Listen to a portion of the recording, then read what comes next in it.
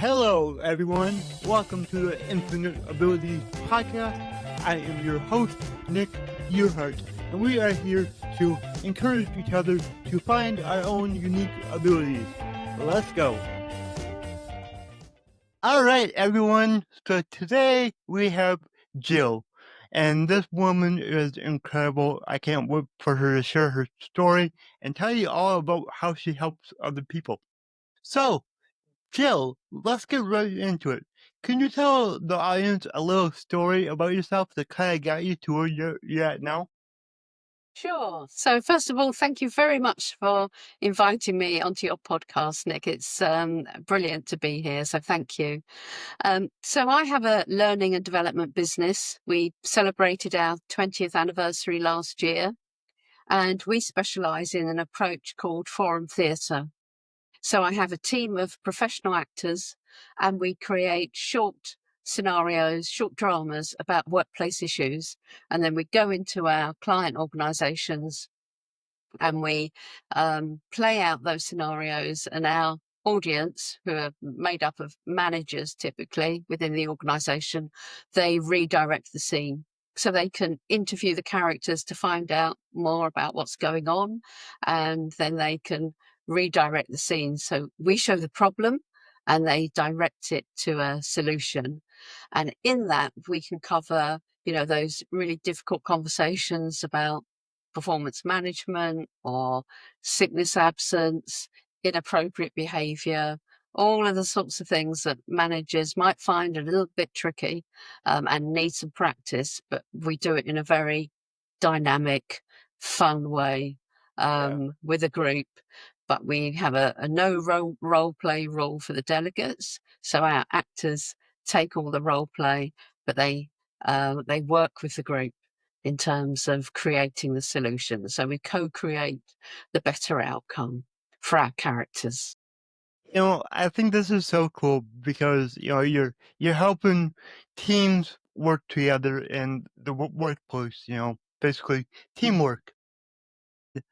I think it's cool your approach to it. You literally go into the business, you figure out what the challenges are, and then you role play and do like a little play or movie to show people, like, I'm sure you do it the wrong way first and then the right way. Is that That's how you it. do it? Yeah. Yeah. So I think it's Yeah. so cool.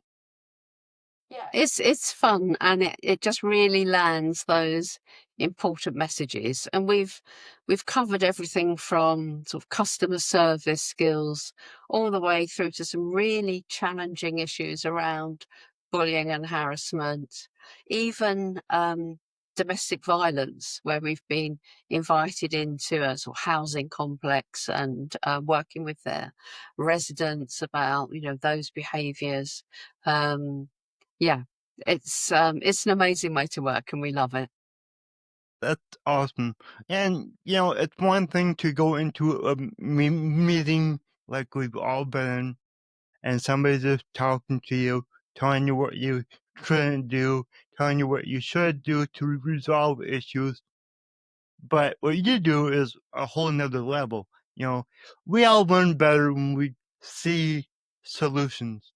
And that's what I love about your company is you help people really get it through to this is not okay and this is.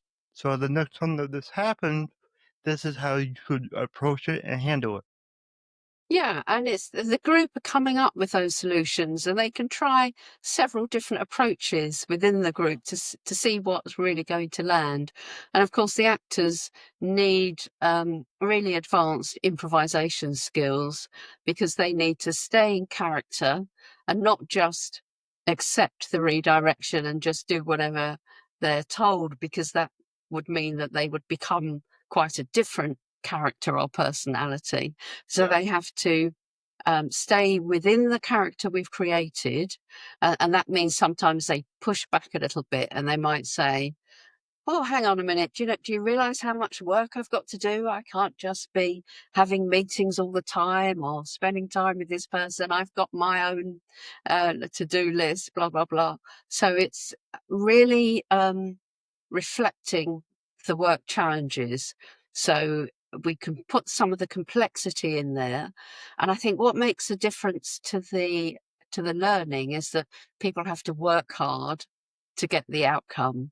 It's not just a, oh, really simple, yeah, that's all sorted. It reflects what it's really like in the workplace, which is we have to get in there and do the work to bring about the positive change. Now, when you guys are doing the role play scenario, what's the average length of that? The scene that we prepare is quite short, Okay. 5 to 10 minutes, Yeah. but then it's the audience participation which takes the time. So interviewing the characters, the redirection. So typically each scenario will take an hour in terms of delivery. Then we'll break out and have some discussion groups so that we can really hone in on the sort of key learning that people have gained from it. And then in a face-to-face event, then we'll run a second scenario. When we're delivering online, we'll have a 90-minute session and we'll just have one scenario in that time. So that gives us time to play out the scenario and also have some really good discussions afterwards. Okay. So you do some online. Awesome. Yeah. Okay. Since COVID, we've Yep. delivered a lot of online workshops, as you can imagine. But what's been so interesting is that this year we're being invited more and more to go back on site and deliver face to face. And that's great too. Yeah, that's really good. And what is your business name and where are you located? Sure. So the business is called Resound Training and Development, and we are based in London. But we work across the UK and globally via Teams and Zoom platforms. Awesome. That's really cool. It's really good that you are online because these days I feel like more and more of us are going online for everything. So Yeah, that's yeah. And it makes sense in terms of cost efficiency, time yeah, efficiency, doesn't it?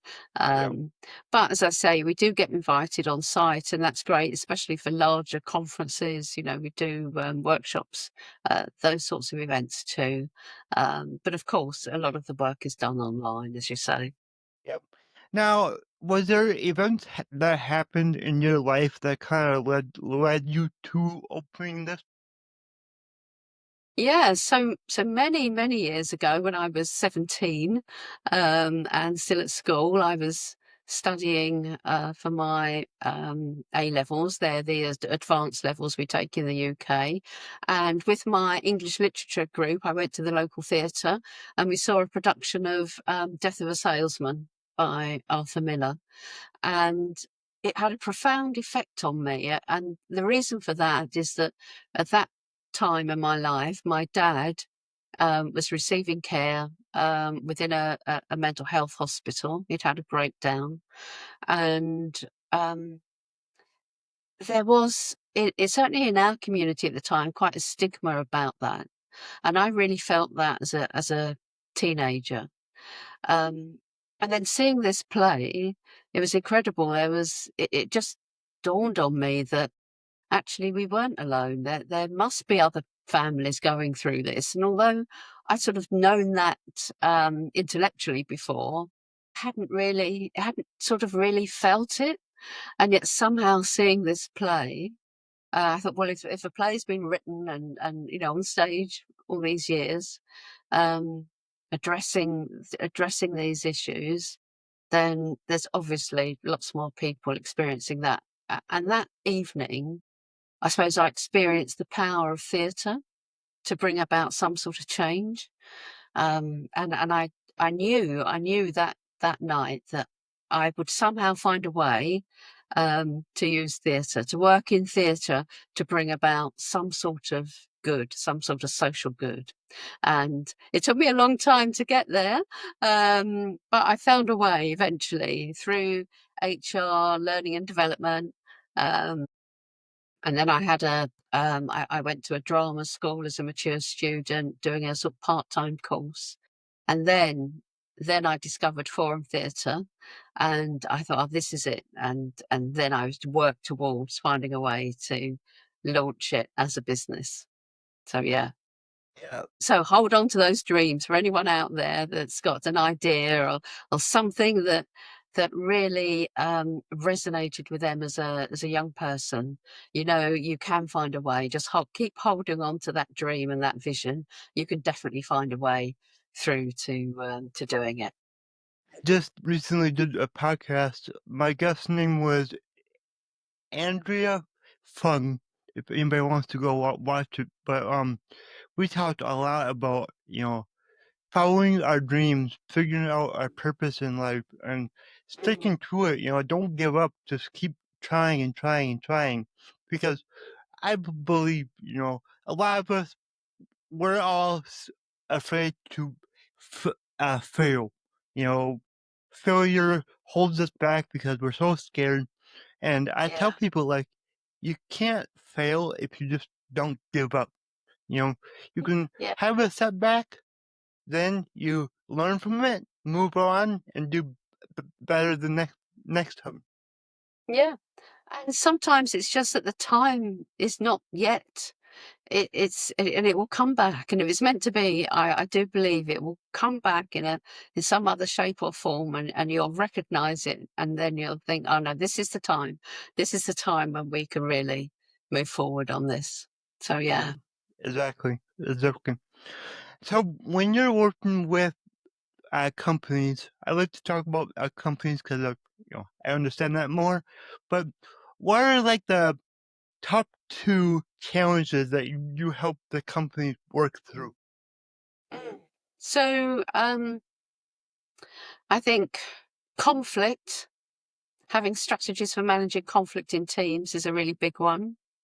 Um, Performance management is huge because every manager needs to be able to manage performance in a way that really works towards building a high performance team. Um, and still have, that level of motivation and engagement. And then the third one, just to add another one, Nick, is that here in the UK, we had a change in law about sexual harassment last year, and that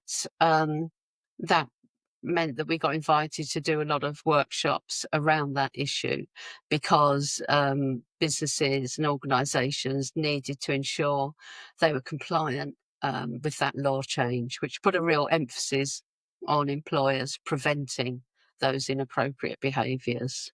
So Yeah. sometimes that works for us in terms of being invited to do work. But the main topics are conflict and performance management. Awesome, awesome, thank you. And you've been doing this a while. Do you have a few tips that you could share with leaders, management level leaders that do have a team, just on how they can work the best with their team? Sure. So we created a framework for conversations for managers to use in conversations, and we've had some great results with that. And we call it ECA, and it simply stands for Empathy, Care, Action. And it's a reminder to managers to ask for, to invite that other person's perspective. So to invite their team members' point of view, and that's so important. It's so important to listen to what they've got to say without judgment, um, because that builds the rapport and trust, and that leads to greater engagement and motivation.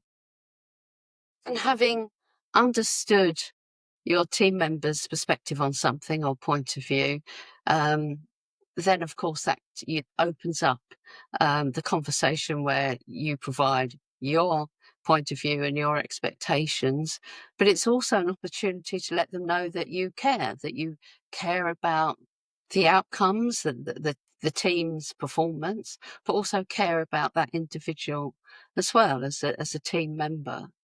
And and then of course identifying the actions that they need to take forward. So it's a really simple framework, but it works. And it works because it starts with empathy. And if that other person feels valued and what they've got to say and and their experience is valued, that makes such a big difference. So I'll give you an example, Nick. So imagine as a manager, you've had a complaint come in about somebody.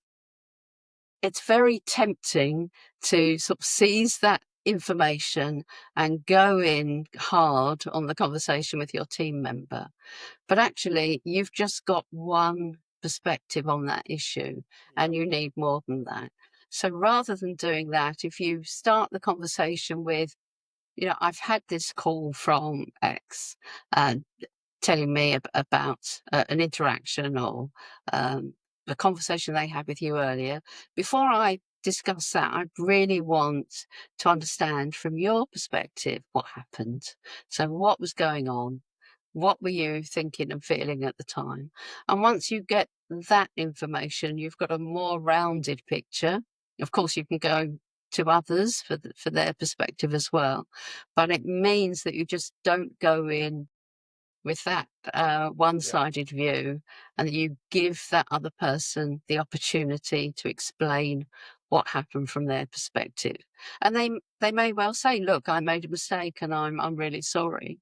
Or they might say, "Well, I was working on this information," or "I was waiting for this," or "They were incredibly rude and aggressive towards me, and I found that really difficult, and I got triggered." So there'll be something really useful in that moment, and that's why we recommend that approach. I learned that exact approach many years ago, probably 8 years ago now. I used to work for my dad's company, and for the last like 4 or 5 years before we sold it, I was the supervisor. Mhm. And I tell you what, at first I did I did it wrong. I didn't lead my team. I I had that thought in my head, but I'm the boss. You gotta do what I say. That doesn't work. Don't do that. No. and So tempting though, isn't it? yeah, Yeah, we've all been yeah. there. It's so tempting. So, but I did learn that it's just because somebody comes and says something about another employee, that doesn't mean that that's the actual truth. And you Mm. gotta get both sides of the story, and that's what Yeah, I would do. I would get a complaint, I go talk to the other person, see what their thoughts are, and then resolve it, you know, what they're in the wrong with the other person, you know, that's what I did. What your strategy before that reminded me of how I would approach talking to eh, when my team members, you know, when they did something wrong or something didn't go as planned, for me, it worked out good if I would say something good first, like compliment them on something that they're doing well or talk about something good that is in the business, and then go into the issue and resolve that, and then end it on another compliment about how they're doing. And that seemed to work really good. that's brilliant. Yeah, that's fantastic. It's just so important that we all adopt those strategies in workplaces. It just would make life so much easier and prevent a lot of issues. And a lot of our work is around that prevention piece. If we can encourage managers to have really thoughtful conversations up front, then a lot of the issues are prevented. And that's the best outcome for everybody, isn't it? Yep, it is really awesome. Well, before we wrap this up, I do have to ask you. So, my slogan is your abilities are infinite. What does that mean to you? Oh, it means do not put a lid on your potential. It means go out there and grab life and, yeah, try, explore. Yeah, go for it. We've got one life. Do not restrict yourself. Do not put that lid on your potential. No, And I love that, Nick. That's thank really you. great. Thank you. And with all of your expertise, what is one last message that you would like to leave the audience? I think, really value the quality of conversations that you have at work, with your friends, with your family, and I think just work towards having a better quality conversation each time. That changes everything, It really moves does. mountains. It really does. And communication is the most important thing. And over the last few years, I've done a lot of research and read a lot of books on how to effectively communicate better. And I still have a lot of work to do. I know that, but I'm way better than where I was, 4 Well, it's years a ago. work in progress for all of us, isn't it? It You is. know? It is. And how can people reach out to you and find you? So our website, resoundtraining.co.uk. We also have a YouTube channel called Resound Training. Um, and of course on LinkedIn. So Gill Brabner. Yeah, please come and connect. That'd be great. All right, everyone, you heard it.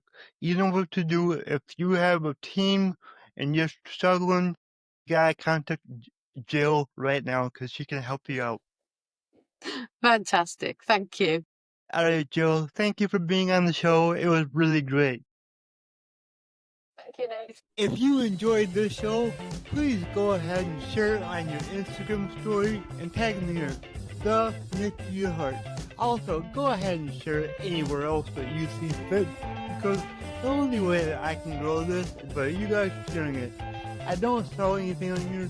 I don't have any sponsors, so let's just get it out there by word of mouth and help more people. Alright, everyone, remember, your abilities are infinite.